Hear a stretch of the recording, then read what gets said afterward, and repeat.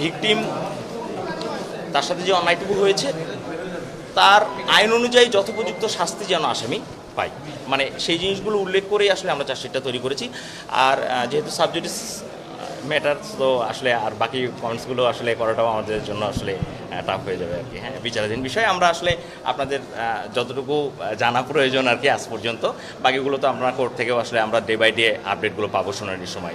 আপনারা দ্রুততম সময়ে এই চার্জশিট দিলেন, এটা বিচার প্রার্থী যারা তাদের কি সাহসী করবে কিনা আপনি কি মনে করছেন যে আমরা মানে সেই দিনের ঘটনার সময়ে একটা বিষয় আমার কাছে মনে হয়েছিল যে জনগণকে যখন আমরা বলার চেষ্টা করতেছিলাম যে অল্প কিছুদিনের মধ্যেই এটা বিচার নিশ্চিত হবে, তার আশ্বস্ত হচ্ছিল না।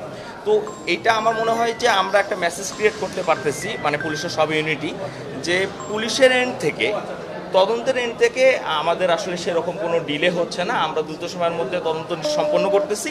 আর তদন্ত সম্পন্ন হওয়া মানে বিচার কার্য শুরু হয়ে যাওয়া। তো সেক্ষেত্রে আমার মনে হয় যে বাংলাদেশের সকল জায়গায় যারা ভিকটিম আছে তাদেরকে একটা আশার আলো দেখাবে আর কি, মানে পুলিশের এই তৎপরতা। মানে দেখেন, একটা মানে গণমানুষের একটা প্রত্যাশা থাকে যে ধর্ষণকেন্দ্রিক বর্তমান সময়ে যে আলোচনাগুলো হচ্ছে সেক্ষেত্রে মানে বিচারহীনতা বা বিচার না পাওয়া ব্যাপারে জনগণের মধ্যে এক ধরনের ক্ষোভ বিরাজ করছে।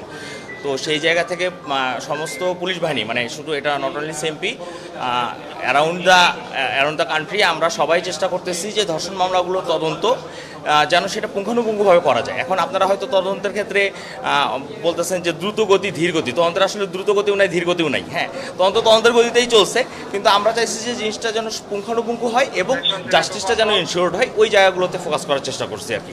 এবং অ্যাজ আদার ডিপার্টমেন্টস হেল্প ভেরি মানে cordially, so the task was a bit easy for us.